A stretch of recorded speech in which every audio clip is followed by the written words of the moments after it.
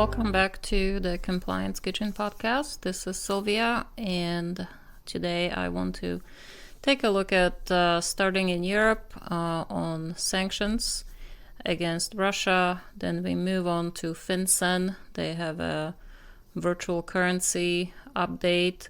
And finally, DOJ, a recent enforcement action against a military contractor. So before we get started, please note that what you hear on Compliance Kitchen is not legal advice and it should not be used as such. So starting with the EU update, this is from January 27. A note came across advising that the Council decided to prolong by 6 months, so until the end of July, restrictive measures that are currently in place targeting certain sectors of the Russian economy. This is, of course, in relation to the war against Ukraine. The sanctions were initially introduced in 2014.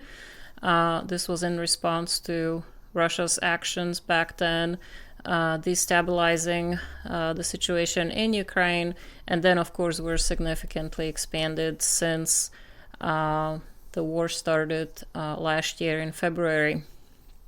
So again, these sanctions are being extended by another 6 months.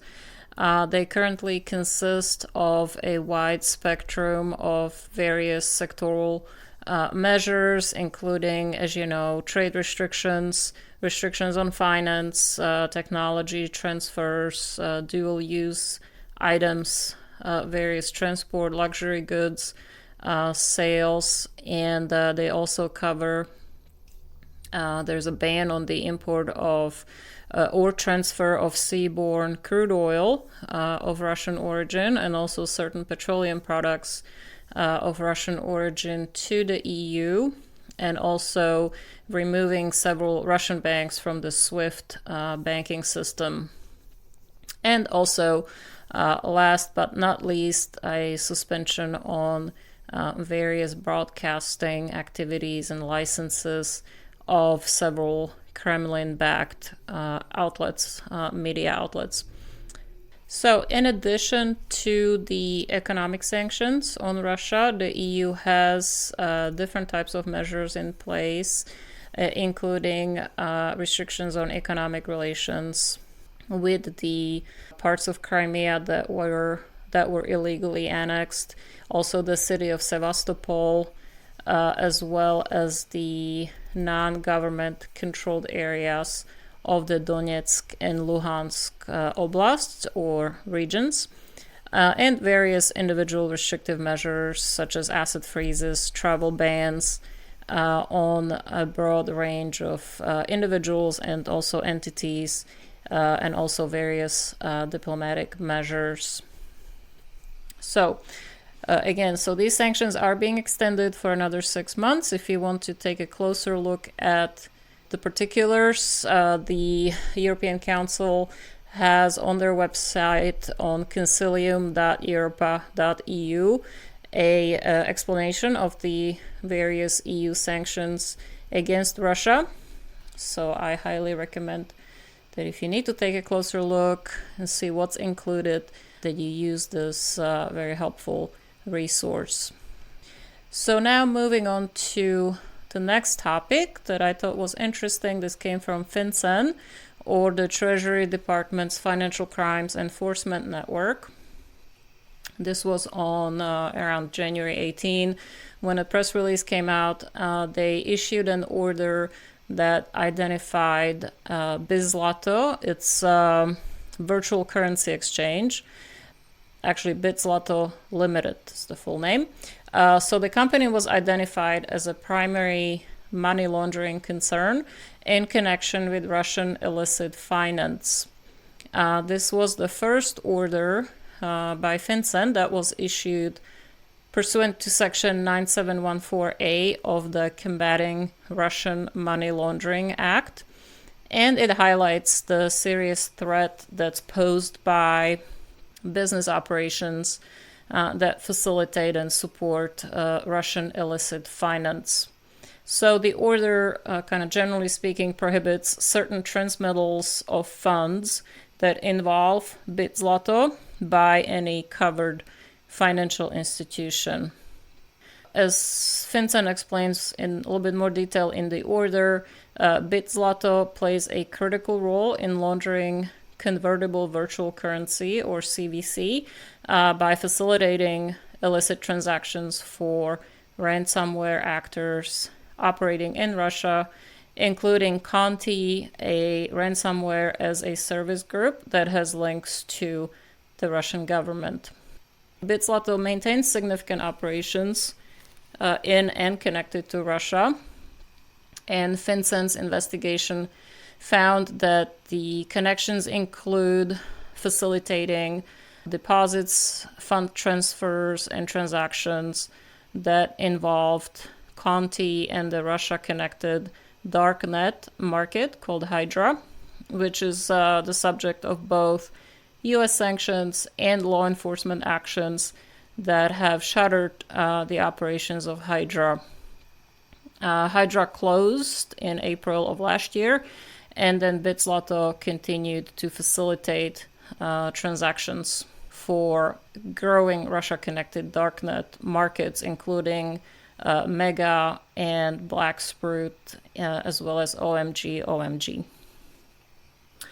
In the course of its investigation, FinCEN explains that they found that Bitzlato has taken very few meaningful steps to identify and disrupt this illicit use and abuse of its services. And as a result, effective February 1, 2023, covered financial institutions will be prohibited from engaging in a transmittal of funds from or to Bitzlato, or from or to any account or CVC address. Again, that's the convertible virtual currency address administered by or on behalf of Bitzlato. Now, FinCEN also issued some FAQs in relation to this order. This might be of interest to the financial institutions that need clarity on whether they are covered. What is a covered financial institution, and how should covered financial institutions interpret this order against Bitzlato, and what exactly are the prohibitions? So there's about 15 frequently asked questions on this particular order. They are on FinCEN's website, so they are publicly available. They were issued on January 18, if you need to take a closer look at that. Finally, let's move to the last topic, which was DOJ enforcement action. This was, I think, January 17 when the press release came. It concerns a Texas military contractor who pleaded guilty on January 12 to rigging bids on public military contracts in the state of Texas. According to the court documents that are accessible through the DOJ's press release, the contractor conspired with others to rig bids on certain government contracts between 2013 and 2018 in order to give the false impression of competition and to secure government payments in excess of $17 million. The plea agreement detailed 6 contracting bids that this government contractor and his co-conspirators rigged, and it includes work that was performed in Texarkana, Texas, including heavy military equipment work such as refurbishment of armor kits for military trucks and turrets for Humvees. The DOJ tells us that one of the co-conspirators pleaded guilty back in July of 2022.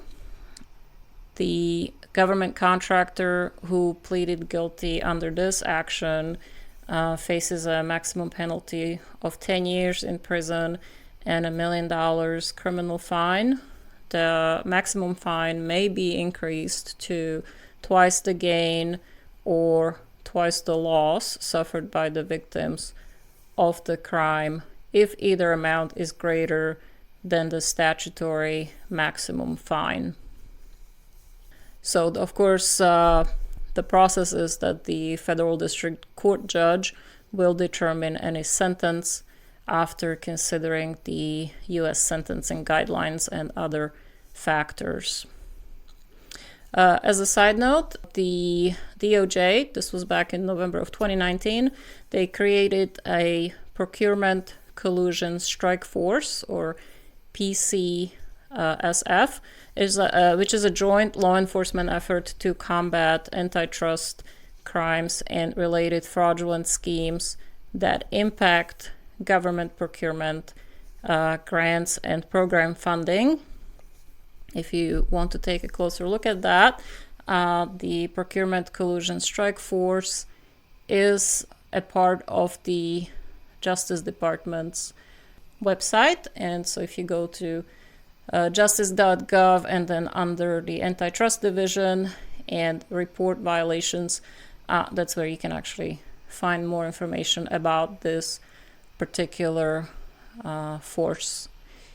Okay, so that's it for this week. Thanks, as always, for stopping by, and hopefully this was informational, and I will have some more for you guys again next week.